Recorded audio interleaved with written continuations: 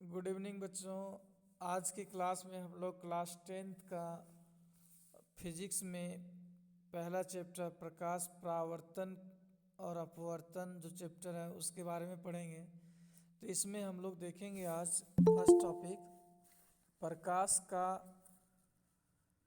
परावर्तन देखेंगे। तो सबसे पहले है कि प्रकाश कहते किसे हैं, प्रकाश से समझते क्या हैं आप, ये पहला क्वेश्चन है हमारे पास। तो जैसा कि आपके सारे स्कूलों में जितने सारे स्टूडेंट हैं सबके स्कूलों में बताया गया कि प्रकाश वह ऊर्जा है जिसके द्वारा हम किसी भी वस्तु को देख सकते हैं। और इसको और स्टैंडर्ड बोल सकते हैं, तो ऐसे बोल सकते हैं बेटा कि प्रकाश क्या है। तो प्रकाश एक ऊर्जा का रूप है जिसकी मदद से इस रंग बिरंगे संसार को देखने में हम लोग सक्षम होते हैं, उसे प्रकाश कहते हैं। हम लोग प्रकाश का डेफिनेशन ऐसे भी बता सकते हैं। अब यहाँ आगे आता है बेटा, प्रकाश के बाद बहुत सारी पॉइंट आती है जो आउट ऑफ पॉइंटेड थी। जैसे प्रकाश के बाद आता था प्रदीप्त वस्तुएं किसे कहते हैं, अप्रदीप्त वस्तुएं किसे कहते हैं। उसके आता है कि मानव निर्मित प्रदीप्त वस्तुएं किसे कहते हैं, फिर प्राकृतिक प्रदीप्त वस्तुएं किसे कहते हैं। फिर आ जाता है आपका अप्रदीप्त वस्तुएं, मानव निर्मित अप्रदीप्त वस्तुएं, प्राकृतिक अप्रदीप्त वस्तुएं। फिर आता है बेटा आपका आ जाता है पारदर्शी, अपारदर्शी, पारभासी। फिर आता है प्रकाश की किरण किसे कहते हैं, प्रकाश की किरण कौन से मतलब किस तरह से होते हैं, तो समांतर होते हैं, अपसारी होते हैं, अभिसारी होते हैं। तो इस तरह से बहुत सारे चीज़ों को बारे में पढ़ना है इस चैप्टर में। तो आप लोग ये सब सारे लगभग डिफिनेशन किए होंगे अपने कॉपी में, फेयर कॉपी में। तो यहाँ पर हम प्रकाश के उन टॉपिकों पर चर्चा करते हैं जिनसे आपके एग्ज़ाम में क्वेश्चन उठेंगे और जो टॉपिक हैं बहुत इम्पॉर्टेंट हैं। तो आगे देखेंगे बेटा प्रकाश के गुण, प्रकाश के गुण क्या हैं। चलिए कोई एक स्टूडेंट पढ़ेंगे। चलो इंडियन पढ़ो, प्रकाश का पहला गुण क्या है। प्रकाश सरल सीधी रेखा में गमन करती है। तो सेकंड प्रकाश क्या, पॉइंट, प्रकाश बस बेटा एक ही पढ़ो, पहले समझाने दो। तो प्रकाश क्या है, सिंपली कि प्रकाश एक सरल और सीधी रेखा में गमन करती है जो काल्पनिक होती है, इमेजिनरी फील होती है। मतलब कि प्रकाश गमन करती है एक काल्पनिक और सीधी रेखा में, सीधी रेखा में गमन करती है। ठीक है, चलिए नेक्स्ट पढ़ेगी शाहीन।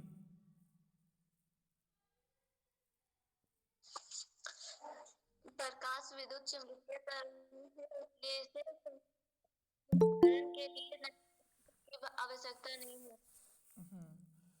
मतलब बेटा क्या होता है संचारण का सेंस, क्या होता है उसका मतलब।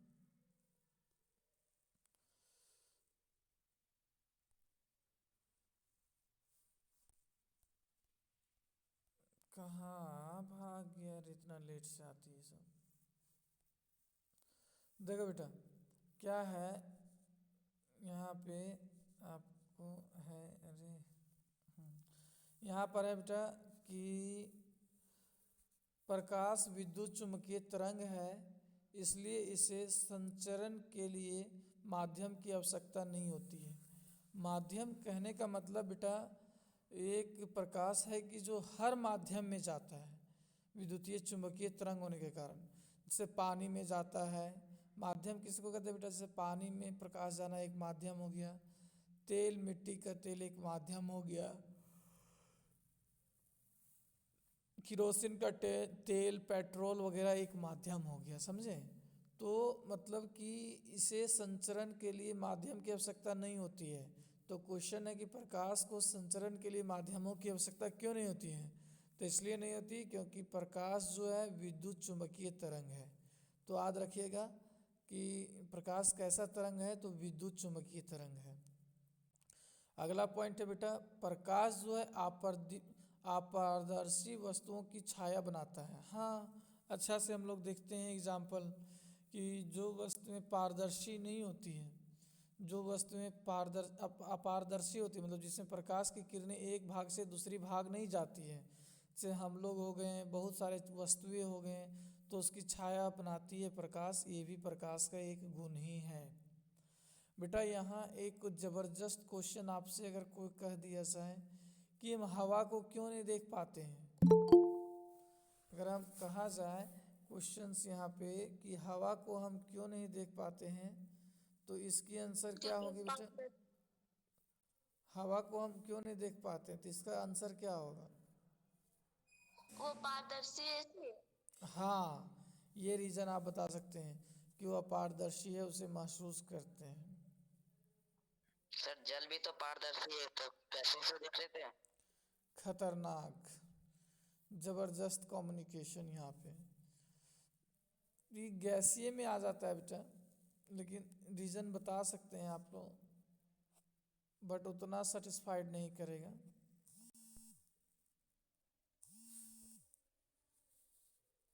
चलिए, तो वो नॉर्मली जाने का नहीं रीजन हो सकता, वो सिंपली याद रखिएगा आप लोग कि प्रकाश एक विद्युत चुम्बकीय तरंग है, जिसके कारण ये किसी भी इसको माध्यम की आवश्यकता नहीं होती है। अगला याद रखिए कि प्रकाश अपारदर्शी वस्तुओं की छाया बनाता है। और अगला ये पॉइंट तो आप लोग बहुत बार पढ़े भी होंगे कि प्रकाश की चाल निर्वात में सबसे अधिक होती है, जो कि होती है 3 × 10⁸ मीटर पर सेकेंड। तो ये चारों पॉइंट अपने आप में इम्पॉर्टेंट है बेटा, क्योंकि जिस टाइप से आप लोगों की एग्ज़ाम होने वाली है, ऑब्जेक्टिव टाइप ऑफ एग्ज़ाम, तो उसके दृष्टिकोण से ये जो प्रिपरेशन करवाई जा रही है वो हम नोट्स करवा दिए हैं जो ज़रूरी हैं। तो ये सारे पॉइंट्स आप लोगों के लिए ज़रूरी हैं एग्ज़ाम के रिगार्डिंग। तो क्या ये चारों पॉइंट आप लोगों को समझ में आ गया बेटा कि प्रकाश की चाल निर्वात में कितनी होती है, कौन से वस्तुओं का छाया बनाती है, क्यों संचरण के लिए माध्यम की आवश्यकता नहीं होती है, और प्रकाश एक सीधी रेखा में गमन करती है, और प्रकाश क्या संचरण है? वाला नहीं समझ आया सर। चलो समझो, संचरण का मतलब आना जाना, इससे संचरण के लिए माध्यम मतलब प्रकाश को आने जाने के लिए किसी माध्यम की आवश्यकता नहीं होती। ऐसा नहीं कि प्रकाश मतलब निर्वात में नहीं रहता है, ऐसा नहीं प्रकाश पेट्रोल में नहीं जाता है, प्रकाश किसी मतलब इसका कोई माध्यम नहीं, कहीं भी किसी टाइप से प्रकाश जा सकता है। संचरण मतलब यही हुआ, दूरसंचार, संचार। ठीक है, ठीक है बेटा। चलिए आगे, आगे है बेटा प्रकाश का परावर्तन। प्रकाश का परावर्तन किसे कहते हैं? तो प्रकाश का परावर्तन पढ़ाने से पहले थोड़ा सा आप लोगों को गाइड करना चाहेंगे हम कि माध्यम समझिएगा। माध्यम एक वर्ड है बेटा, और माध्यम क्या होता है, जिससे पानी को हम लोग एक माध्यम बोलते हैं, कांच जो शीशा है उसको हम लोग माध्यम कहते हैं, तो हवा को हम लोग माध्यम कहते हैं। तो अगर देखा जाए जिसमें प्रकाश आसानी से आ जाए उसको कहते हैं विरल माध्यम, और जिसमें प्रकाश थोड़ा थी से आए तो उसको कहते हैं सघन।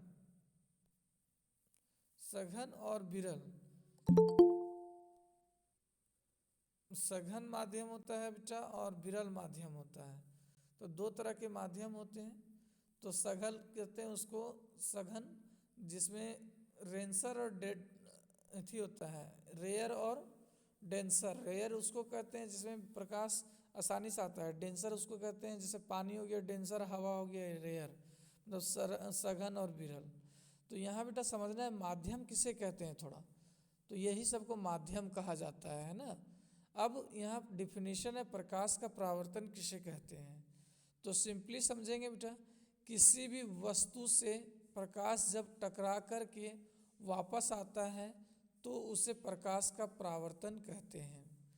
ये ऐसा भी हम लोग डिफाइन कर सकते हैं, और इसको एक अलग अंदाज में डिफाइन कर सकते हैं हम लोग कि जब प्रकाश की किरणें किसी भी प्रदीप्त वस्तुओं से निकलती है, या किसी भी वस्तु से प्रकाश की किरणें निकलती है और निकल कर के जिस माध्यम में जाती है और उस माध्यम से किसी वस्तु से टकराने के बाद पुनः उसी माध्यम में लौट जाती है, उस घटना को प्रकाश का परावर्तन कहते हैं, ऐसे भी बोल सकते हैं आप लोग। या फिर ये भी डिफिनेशन जो है बहुत सटीक है, और आई होप आप लोग का कॉपी में भी गया होगा एग्जाम्पल, वो भी डिफिनेशन सटीक होगा, क्योंकि वो भी डिफिनेशन ऐसा ही होगा कि जब प्रकाश की किरणें किसी वस्तु पर पड़ती है तो वह वापस उसी में लौट जाती है। तो ऐसे नहीं, ऐसे बोलेंगे कि जब प्रकाश की किरणें एक माध्यम से आती है और किसी वस्तु से टकराने के बाद पुनः उसी माध्यम में लौट जाती है, इस घटना को प्रकाश का परावर्तन कहते हैं। तो आई होप बेटा ये भी समझ में आया होगा। चलिए अब नेक्स्ट यस सर। समझेंगे प्रकाश के परावर्तन के नियम। प्रकाश के परावर्तन के नियम बहुत ही आसान तरीके से यहाँ लिखा गया है कि प्रकाश के परावर्तन के दो नियम होते हैं, वो दोनों यहाँ पर हैं। पहला है आपतन कोण परावर्तन कोण के बराबर होता है, और दूसरा नियम है अपतित किरण दर्पण के अपतन बिंदु अभिलंब तथा परावर्तित किरण सभी एक ही तल में स्थित होते हैं। तो यहाँ बेटा सब चीज़ें समझना होगा, किसको आपतन कोण कहते हैं, किसको परावर्तन कोण कहते हैं, किसको आपतित किरण कहते हैं, किसको परावर्तित किरण कहते हैं, क्या होता है दर्पण, थोड़ा समझिएगा यहाँ। तो देखो बेटा यहाँ पे क्या है कि ये जो देख रहे हैं ये समतल दर्पण है, और ये देख रहे हैं बेटा जो किरण है, ये जो किरण आ रही है इसको आपतित किरण कहते हैं इसको। और जब ये वस्तु पर यहाँ टकराती है और टकराने के बाद इधर जो मुड़ रही है इसको हम लोग परावर्तित किरण कहते हैं। तो ये आने वाली को आपतित किरण, टकराकर वस्तु से जाने वाली को परावर्तित किरण, और ये बीच में जो है इसको बेटा अभिलंब कहते हैं। और यहाँ लिखा हुआ है आई, और यहाँ लिखा हुआ है आर। तो आई क्यों लिखा हुआ बेटा, आर क्यों लिखा हुआ है, तो इसके पीछे रीज़न ये है कि इंग्लिश में आपतित किरण को कहते हैं इंसिडेंट रे। तो इंसिडेंट रे तो ये जो कोण बनता है इसको कहते हैं आपतन कोण, तो इसीलिए इसको इंग्लिश में कहते हैं इंसिडेंट एंगल, इसीलिए यहाँ आई से डिनोट किया जा रहा है। और उसी तरह से यहाँ आर से क्यों डिनोट किया गया है, तो क्योंकि इसको कहते हैं रिफ्लेक्टेड एंगल, इसको कहते हैं रिफ्लेक्टेड एंगल। और यहाँ आर इसलिए रखा गया है क्योंकि इसको रिफ्लेक्शन कहते हैं, रिफ्लेक्शन लाइन किरण, रे मीन्स किरण, तो इसीलिए इसको यहाँ आर रखा गया। तो ये बेटा है परावर्तन कोण। तो ये आपतन कोण और ये परावर्तन कोण दोनों बराबर होते हैं। अगर आपतन कोण 20 है तो ये भी 20, ये 50, ये भी 50, ये 60 तो ये भी 60। लेकिन ये कब जीरो होता है, तो जब आपतित किरण कब कोण जीरो होता है, जब प्रकाश की किरणें 90 डिग्री से आती है। तो जब 90 डिग्री से आती है सीधे आएगी बेटा, और सीधे आएगी तो इसकी वैल्यू क्या हो जाएगी, तो जीरो हो जाएगी। तो आई होप आप लोगों को पता भी होगा और सारे स्टूडेंट को याद भी होंगे कि प्रकाश के परावर्तन के नियम किसे कहते हैं। तो ये टॉपिक पहले से भी क्लियर होगा और अभी भी क्लियर हो गया।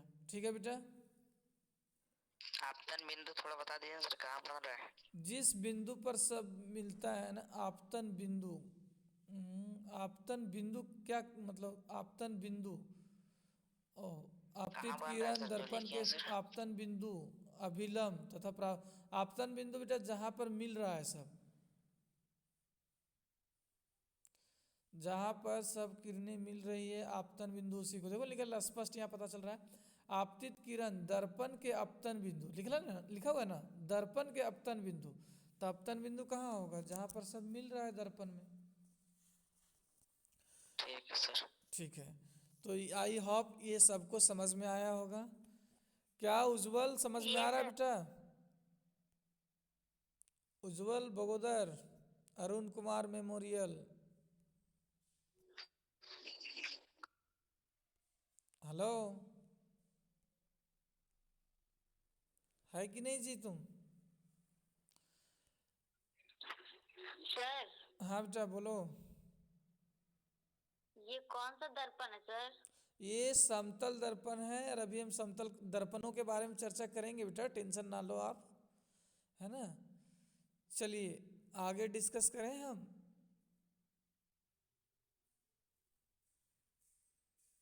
Yes sir. आगे सर इसके नीचे है पेंट किया हुआ रहेगा या नहीं? प्रतिबिंब। आ जाएगा मेरा। आगे है प्रतिबिंब। प्रतिबिंब किसे कहते हैं, तो ये बहुत ही अच्छे से डिफाइन किया गया है बेटा, और आई होप आप लोग को बहुत अच्छे से समझ में आएगा। प्रतिबिंब वहाँ बनता है जिस बिंदु पर कम से कम दो परावर्तित किरणें प्रतिच्छेद होती है या प्रतीत होती है, उसे प्रतिबिंब कहते हैं। कुछ समझ में आया बेटा? सारा प्रैक्टिकल करके लिखा गया है। कहा जा रहा है यहाँ कि प्रतिबिंब वह वहाँ बनता है जिस बिंदु पर कम से कम दो परावर्तित किरणें मतलब दोनों परावर्तित किरणें होने के बाद बेटा जिस बिंदु पर टकराती है या कटती है, तब हम लोग बोल सकते हैं जब प्रकाश की किरणें निकलती है और किसी दर्पण में पड़ती है और पड़ने के बाद उसका परावर्तन या अपवर्तन होता है। परावर्तन या अपवर्तन होने के बाद जिस बिंदु पर मिलता है, कटता है या कटती हुई प्रतीत होती है, उसे प्रतिबिंब कहते हैं। क्या प्रतिबिंब समझ में आया बेटा आप लोग को? देखिए जैसे कि यहाँ प्रैक्टिकल के लिए देखिए, ये पड़ा ऐसे आया, यहाँ टकराया और फिर ऐसे निकल गया, फिर ये गया पड़ा यहाँ टकराया, तो जो बिंदु पर मिला, ये बिंदु पर मिला ना, कटा ना, तो यही प्रतिबिंब बनेगी। तो इसी को कहेंगे प्रतिबिंब। बोलिए hello. Yes sir. Yes sir. हाँ, तो इसको प्रतिबिंब कहेंगे बेटा। यहाँ प्रतिबिंब दो प्रकार के होते हैं। कौन कौन से हैं? तो वास्तविक प्रतिबिंब होते हैं और काल्पनिक प्रतिबिंब। तो वास्तविक प्रतिबिंब किसे कहते हैं? जब किरणें के समूह जब परावर्तन दर्पण के बाद जिस बिंदु पर मिलती है, सिंपली है कि जब प्रकाश की किरणें आती है और किसी दर्पण पे टकराती है, तो टकराने के बाद वह जिस बिंदु पर मिलती है उसे वास्तविक प्रतिबिंब कहते हैं, और मिलती हुई प्रतीत होती है तो उसे काल्पनिक प्रतिबिंब कहते हैं बेटा। देखिए यहाँ लिखा हुआ प्रतिबिंब दो प्रकार के होते हैं, आभासी प्रतिबिंब या वास्तविक या काल्पनिक, एक ही चीज़ का रहता है। उसको डिफाइन करते हैं हम लोग ऐसे प्रतिबिंब जिसमें प्रकाशित स्रोत से आने वाली प्रकाश की किरण, वही बात है मतलब जो वस्तुओं से प्रकाश निकलता है उससे आने वाली किरण वस्तु से टकराने के पहले केंद्र ना होकर केवल केंद्रित होती हुई प्रतीत होती है। मतलब कि लगता नहीं है कि कटा हुआ है, कटी हुई प्रतीत होती है, तो उसे बेटा कहते हैं हम लोग क्या? काल्पनिक प्रतिबिंब। सिंपली बोल सकते हैं काल्पनिक प्रतिबिंब ऐसे, सिंपल डिफिनेशन, कि जब प्रकाश की किरणें किसी दर्पण से मतलब पड़ती है, किसी दर्पण में पड़ती है, तो पड़ने के बाद उसका परावर्तन या अपवर्तन होता है। तो अपवर्तन या परावर्तन होने के बाद वो जिस बिंदु पर कटती हुई प्रतीत होती है उसे हम लोग कहते हैं काल्पनिक प्रतिबिंब। लेकिन जिस बिंदु पर कटती है या मिलती है तो उसे कहते हैं बेटा वास्तविक प्रतिबिंब। यही याद रखिएगा आप लोग अच्छे से। चलिए आगे हम लोग देखते हैं। आगे हमारे पास है बेटा बहुत ही अच्छा सटीक है कि वास्तविक प्रतिबिंब और काल्पनिक प्रतिबिंब मतलब आभासी प्रतिबिंब में क्या अंतर है। तो बहुत अच्छे से ये पॉइंट को याद रखिएगा ताकि आपको ऑब्जेक्टिव टाइप ऑफ क्वेश्चंस आपको बनाने में सपोर्ट मिलेंगे, मदद मिलेंगे। तो सिंपली है बेटा यहाँ वास्तविक प्रतिबिंब किसे कहते हैं और काल्पनिक प्रतिबिंब। तो वास्तविक प्रतिबिंब का गुण है कि सदैव उल्टा होता है ये वास्तविक प्रतिबिंब, और काल्पनिक प्रतिबिंब का होता है कि सदैव ये सीधा होता है। वास्तविक प्रतिबिंब में होता है कि पर्दे पर प्राप्त कर सकते हैं, काल्पनिक प्रतिबिंब होता है कि पर्दे पर प्राप्त नहीं कर सकते हैं। वास्तविक प्रतिबिंब होता है यह दर्पण के बाईं ओर बनता है, बाईं ओर है, और काल्पनिक प्रतिबिंब दर्पण के पीछे बनता है। वास्तविक प्रतिबिंब अवतल दर्पण या उत्तल लेंस में ही बनता है, याद रखिएगा।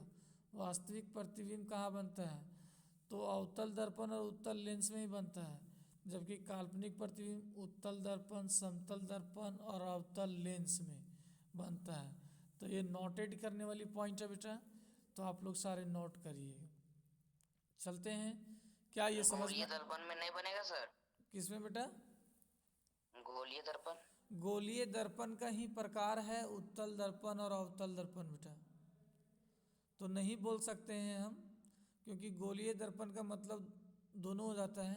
क्योंकि दर्पण को बांटा गया है दो भागों में। एक को समतल दर्पण कहा गया, एक को गोलीय दर्पण। फिर गोलीय दर्पण को दो भागों में बांटा गया, उत्तल दर्पण, अवतल दर्पण। समझे? Yes sir. नेक्स्ट बेटा, किसी का कोई क्वेश्चंस, कोई परेशानी यहाँ तक समझने में आप लोगों को अभी तक? क्लियर करें बेटा? चलिए, नहीं है। आगे बढ़ते हैं, आप लोग देखते जाएं। अगला टॉपिक बेटा है समतल दर्पण द्वारा प्राप्त प्रतिबिंब। समतल दर्पण द्वारा प्राप्त प्रतिबिंब जो होता है उसके गुण क्या क्या है, तो ये भी नोटेड वाली पॉइंट है बेटा, एग्जाम में आ सकते हैं। तो समतल दर्पण बना हुआ है आप लोगों के सामने, देख लीजिए, एकदम वस्तु के बराबर प्रतिबिंब बना हुआ। ये देखो, ये वस्तु हुआ, ये प्रतिबिंब इसका हुआ, ये दर्पण है। तो क्या है यहाँ खासियत? पहला पॉइंट है कि काल्पनिक और सीधा प्रतिबिंब बनता है। उसी काल्पनिक को आभासी बोलते हैं, आभासी में सीधा प्रतिबिंब बनता है। प्रतिबिंब का आकार वस्तु के आकार के बराबर होता है। देख लो, ये और ये दोनों बराबर हैं। अगला पॉइंट है बेटा, प्रतिबिंब दर्पण के उतने पीछे बनता है जितने वस्तु की दूरी दर्पण से होती है। देख लो, यहाँ से यहाँ की दूरी और यहाँ की दूरी, मतलब जितना दूरी इधर शो कर रहा है उतना दूरी इधर कर रहा है, उतने ही पीछे प्रतिबिंब बन रहा है। तो ये भी पॉइंट नोटेड करने वाली पॉइंट है कि प्रतिबिंब दर्पण के उतने पीछे बनता है जितनी वस्तु की दूरी दर्पण से होती है। अगला पॉइंट है बेटा, प्रतिबिंब पार्श्व परिवर्तित होता है।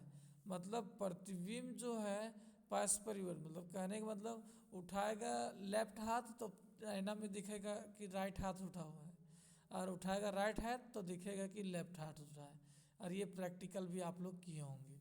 तो ये क्वालिटी है बेटा समतल दर्पण का, और मुझे उम्मीद है कि आप लोगों को अच्छे से समझ में आया होगा। क्या आया समझ में बेटा?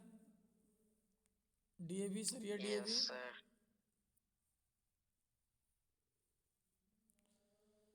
भगोदर से बेटा, सर ये पार्श्व प्रतीत होता है ये क्या? इसका मतलब बेटा कि एक हाथ हम उठाते हैं, दूसरा तो दिखेगा, दूसरा मिरर के सामने उठा के देखना, अगर उठाएगी ये हाथ तो लगेगा वो हाथ उठ गया है। तो यही उल्टा दिखता है, उसी को बेहतर बोलते हैं पार्श्व। ठीक है सर। और किन्हीं का कोई सवाल?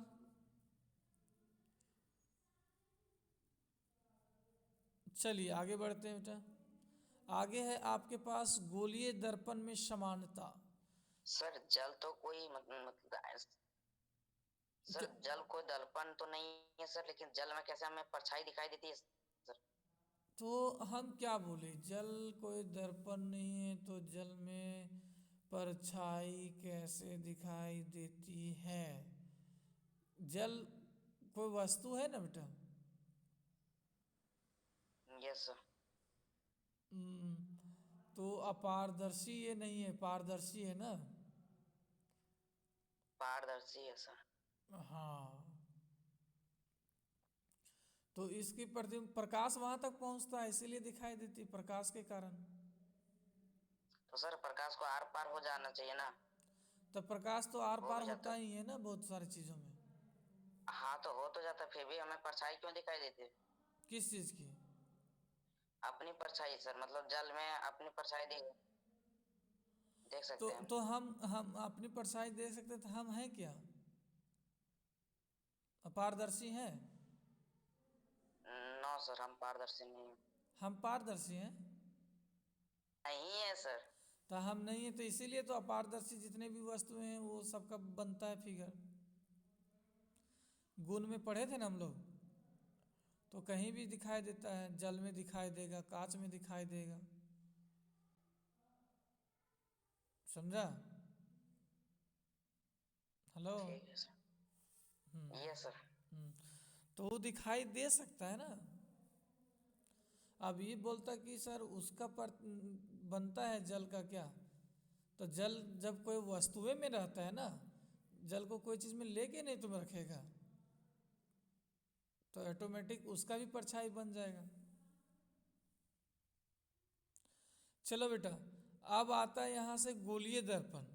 तो अभी तक आप लोग को अगर अच्छे से समझ में आएगा तो गोलीय दर्पण आगे बढ़ेंगे, नहीं तो यहाँ ब्रेक कर देंगे आज। समतल दर्पण तक लाके।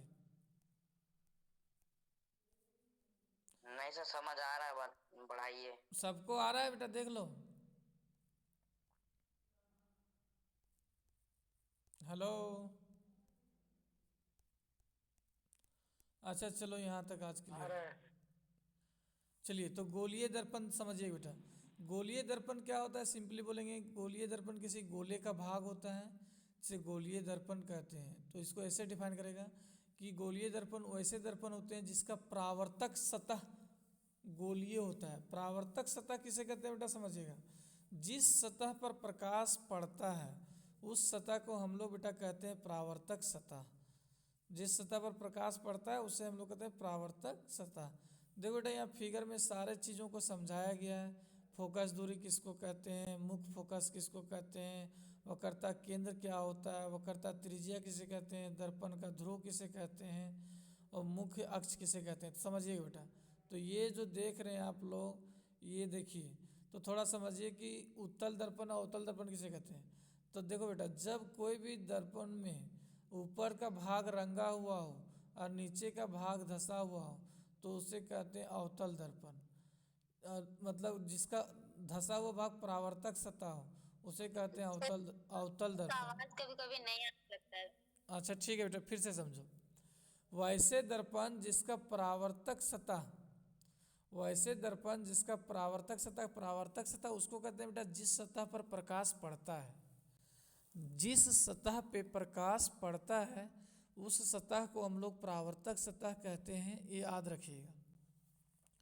तो किसे कहते हैं, उत्तल दर्पण। तो वैसे दर्पण जिसका उठा हुआ भाग परावर्तक सतह हो, मतलब उठा हुआ भाग पर प्रकाश पड़ता है, उसे कहते हैं बेटा उत्तल दर्पण। और जिसमें होता है क्या कि धंसा हुआ भाग पर प्रकाश पड़ता है तो उसे कहते हैं अवतल दर्पण, याद रखिएगा। चलिए आगे यहाँ समझेंगे। ये जो दर्पण है ये कौन दर्पण का लगा बेटा, जब इधर ऊपर रंगा हुआ है तो ये धंसा हुआ भाग पर प्रकाश पड़ रहा है तो इसको हम कल कहेंगे अवतल दर्पण। तो अवतल दर्पण का फिगर से समझिए क्या होता है। तो जो ये सर्कल होता है ना, सर्कल का ही भाग होता है, गोले का भाग ही होता है। कोई भी दर्पण, समतल दर्पण, उत्तल दर्पण या उत्तल या फिर अवतल दर्पण, तो उसका जो सेंटर होता है ना, वृत्त का सेंटर बेटा, तो उस सेंटर को कहते हैं हम लोग वक्रता केंद्र। वक्रता केंद्र कहते हैं। तो वृत्त में भी हम लोग जानते हैं कि केंद्र उसी को कहते हैं। और इसका आधा जो होता है बेटा उसको कहते हैं हम लोग क्या, तो उसको कहते हैं वक्रता त्रिज्या। उसको कहते हैं वक्रता त्रिज्या। और जो इसका मतलब दूरी बनता है उसको कहते हैं हम लोग फोकस दूरी। दूरी जो बनता है उसको फोकस दूरी कहते हैं। और ये देख लो बेटा, वक्रता त्रिज्या, सॉरी, ये पूरा कहलाता, ये वक्रता केंद्र, ये पूरा कहलाता वक्रता त्रिज्या। और बेटा मुख्य फोकस कहलाता है ये, फोकस एफ जहाँ लिखे हैं। और ध्रुव जिस बिंदु पर ये रहता है क्या कहते हैं इसको, मुख्य अक्ष। तो मुख्य अक्ष को जो रहता है उसको यहाँ हम लोग इसको ध्रुव से कहते हैं। और इसको द्वारक कहते हैं, एम एन को द्वारक कहते हैं, हमेशा याद रखना। अब बेटा यहाँ का रिश्ता क्या होता है, तो यहाँ का रिश्ता जो होता है मतलब इसके दोगुना होता है। मतलब कि यहाँ से यहाँ तक पूरा आर कहते हैं, वक्रता त्रिज्या को आर कहते हैं, तो फोकस दूरी इसका आधा होता है। तो इसीलिए यहाँ लिखा हुआ बेटा एफ बराबर आर बाई टू। मतलब वक्रता त्रिज्या को दर्शाते हैं आर से और फोकस दूरी को एफ से। इसीलिए यहाँ फॉर्मूला बना है एफ बराबर आर बाई टू। और आर पर तिरछा गुना कर दो बेटा, तो आर बराबर हो जाएगा टू एफ। तो इस तरह से ये समझ में आ गया होगा आप लोगों को। चलिए बेटा आगे देखते हैं।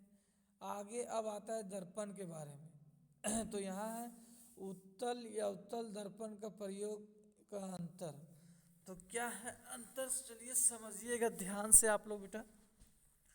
तो यहाँ है उत्तल दर्पण का प्रयोग कहाँ करते हैं हम लोग।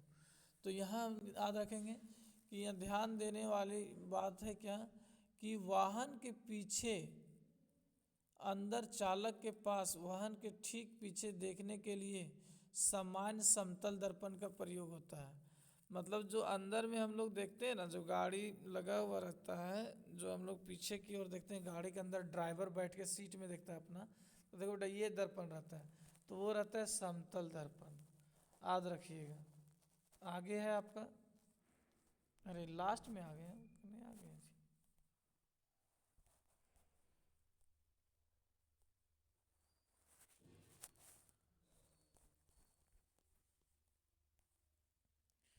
तो यहाँ बेटा याद रखिएगा कि यहाँ हम लोग याद रखेंगे आप लोग कि यहाँ समतल दर्पण का उपयोग करते हैं। आगे है उत्तल दर्पण का उपयोग, जबकि बाहर की ओर दोनों किनारों पर, जो बाहर की ओर गाड़ी में लगा रहता है, तो सर नहीं दिख रहा है सर कुछ नहीं। नहीं दिख रहा है? दिख रहा है बेटा, देखो नहीं तो दिख रहा है सर। दिख रहा है, दिख रहा है सर। जिनको नहीं दिख दिख रहा रहा है है फिर सर। से कनेक्ट कर लो। जबकि सर बाहर, मेरे में नहीं दिख रहा है। फिर से कनेक्ट कर लो। जबकि बाहर की ओर दोनों किनारों पर उत्तल दर्पण का प्रयोग किया जाता है, जिसे साइड व्यूज मिरर भी कहते हैं। इसको क्या कहते हैं बेटा? Side mirror view. हाँ, साइड मिरर व्यूज कहते हैं। उसको रियर व्यूज मिरर कहते हैं दूसरे वाला को। तो याद रखिएगा साइड व्यूज मिरर कहते हैं। दोनों साइड में जो लगल रहता है वो कौन दर्पण रहता है? उत्तल दर्पण रहता है। आगे बेटा उत्तल दर्पण, आगे ध्यान रखिएगा। ये कहाँ है? सड़कों के अंधेरे छोर पर, ब्लाइंड टर्न पर भी इसका उपयोग होता है। सड़कों में भी नहीं इसका, समझे सर। नहीं समझे ना? सड़क में नहीं देखते हैं जो लाइनिंग लाइनिंग किया वो नहीं रहता है किनारे किनारे? ये सर रेड कलर का। हाँ हाँ, तो वहाँ उसमें भी दर्पण जो डालते हैं ना, तो ये दर्पण डालते हैं उत्तल दर्पण, ताकि एक जगह उसको कन्वेंस करे। आगे देखो बेटा, चमकता है सर। ये लाइट तो लोग देखा होगा, देखो तो रोड में जो लगल रहता है, तो उसमें भी ऊपर देखे। में उत्तल दर्पण ही रहता है, जो नहीं रहता है ऐसे लगा हुआ। तो स्ट्रीट लाइट लैंप में भी उत्तल दर्पण का प्रयोग किया जाता है। याद रखिएगा आप लोग। आगे बेटा देखो, अवतल का तो बहुत सारा उपयोग तो लोग जानता होगा। अवतल दर्पण का उपयोग टॉर्च, सैटेलाइट एवं वाहनों का प्रयोग करते हैं। और शेविंग करने के लिए भी, दाढ़ी बनाने के लिए भी हम लोग अवतल दर्पण का ही उपयोग करते हैं। सोलर प्लेट में भी हम लोग अवतल दर्पण का उपयोग करते हैं। सौर भट्ठियों में भी हम लोग अवतल दर्पण का उपयोग करते हैं। डॉक्टर लोग भी अवतल दर्पण का उपयोग करते हैं। दांत के विशेषज्ञ द्वारा दांतों का बड़ा प्रतिबिंब देखने में प्रयोग करता है, मतलब डॉक्टर लोग भी जो होते हैं अवतल दर्पण का ही उपयोग करते हैं। तो बेटा ये सारे क्लासेस थी आज का। अवतल दर्पण का उपयोग, उत्तल दर्पण का उपयोग कहाँ करते हैं, किस तरह से करते हैं, प्रतिबिंब किसे कहते हैं, वास्तविक प्रतिबिंब किसे कहते हैं, काल्पनिक प्रतिबिंब किसे कहते हैं, वो करता है त्रिज्या, इसमें क्या रिश्ता है, प्रकाश किसे कहते हैं, प्रकाश क्या होता है। तो यही क्लास था। प्रकाश का परावर्तन किसे कहते हैं, प्रकाश के परावर्तन के नियम क्या होते हैं। तो आज की क्लास इतने ही तक चलेगी बेटा, और उम्मीद है कि आप लोगों को आज सब समझ में आया होगा जितना भी हम डिस्कस किए हैं। तो क्या आज की क्लास अभी तक जहाँ तक हुई ये आप लोगों को समझ में आया सबको बेटा? सबको यस सर। पीडीएफ भी भेज यस दी, सर। सबको पीडीएफ भी भेज दिया जाएगा। तो चलिए आज की क्लास यहीं तक रहेगी, और आई होप आप लोग रिवीजन के लिए इसके वीडियो में पहले देख। वाला का पीडीएफ नहीं भेजा गया है सर। अच्छा, भेज दिया जाएगा। PDF नहीं भेजे।